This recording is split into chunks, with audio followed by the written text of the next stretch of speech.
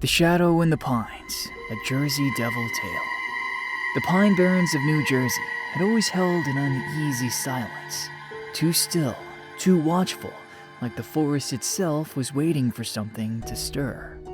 Travelers who passed through often spoke of strange cries echoing through the canopy, as though the woods hid a creature that should not exist. And on one cold October night, that silence broke.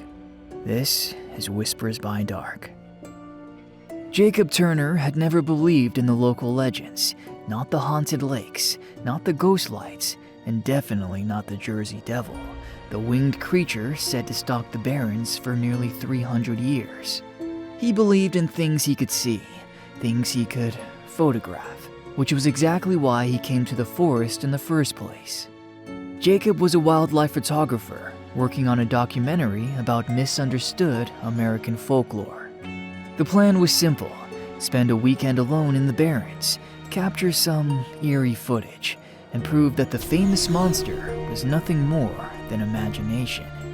But as he drove deeper into the forest, the road narrowed, swallowed by twisting pines that clawed at the sky. The further he went, the more the world seemed to darken. The GPS cut out, the radio hissed to static, and the air grew heavy, like the whole forest was holding its breath. Jacob laughed it off, or at least he tried to. He reached a small clearing and parked. The moment he stepped outside, a chill ran up his arms, not from the cold, but from the feeling of being observed. Still, he set up camp, attached motion sensor cameras to trees, and hiked toward an old abandoned cabin he'd seen marked on an outdated map. Locals said the cabin once belonged to a trapper who claimed he saw the devil decades ago. Jacob thought it would make great B-roll footage, but the forest had other plans. As he approached the cabin, Jacob noticed claw marks tearing through the wood, deep, wide, and impossibly high, higher than any animal he knew could reach. He raised his camera, snapping pictures, even as unease gnawed at him. Just as he lowered it, a sound echoed through the trees. A scream. Not quite human, not quite animal. Something caught between the two, raw and ragged, like pain given a voice. Jacob froze. Then another sound followed. Heavy footsteps, crunching across dry leaves, moving fast. Too fast. He ducked inside the ruined cabin and crouched behind the collapsed fireplace. His breath trembled in his throat as the footsteps halted outside the door. The forest went silent. Then, a loud, deliberate sniffing, as though something enormous was smelling for him. Jacob squeezed his eyes shut, and then, just as suddenly as it arrived, the presence vanished. Jacob sprinted back to camp as night swallowed the forest. Shadows stretched long and twisted, swallowing the last of the sunlight. By the time he reached the clearing, darkness felt alive, pressing against him, whispering between branches. He checked his motion sensor cameras. 3 were fine, but one had been torn off the tree, ripped clean from the metal bracket, like it was made of paper. He played back its final recording. Static, then a blur of movement, then a pair of glowing red eyes filling the frame before the camera cut out. Jacob stumbled back. No, he told himself. That had to be a prank, someone messing with him. But he was miles from the nearest town. That night, the forest didn't sleep, and neither did he. Sometime around midnight, the wind picked up.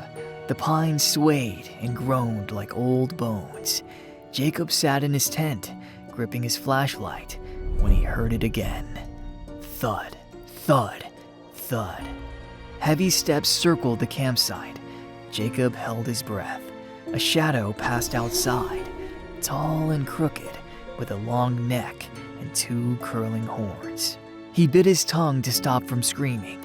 A low growl rumbled inches from the tent wall, followed by the unmistakable scraping of claws, dragging slowly across the nylon.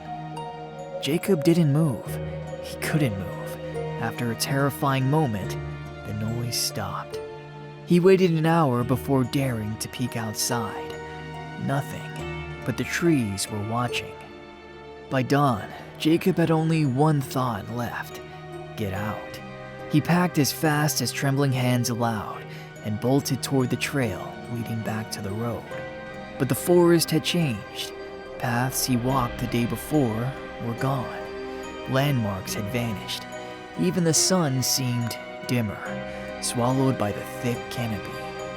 The screaming sound returned, closer now. Jacob ran. Branches whipped his arms.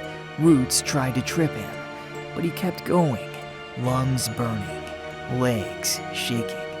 Behind him, wings beat against the air, massive, leathery, powerful. He didn't dare look, not until he burst into a marsh clearing, his boots sinking into cold mud. There, he finally turned. What he saw would haunt him forever. A creature stood at the tree line, tall, gaunt, with the body of a twisted deer, but the head of something demonic. Its wings stretched wide, blotting out the sky. Smoke rose from its nostrils, like the earth itself breathed through it. The Jersey Devil. Its red eyes locked onto Jacob with an ancient, hungry intelligence. It screamed, a horrible cry that shook the marsh, rattling Jacob's bones. He ran again, slipping through mud and water. The creature lunged forward, wings thrashing, splashing into the marsh just feet behind him. The ground trembled. The devil reared back and shrieked one final time.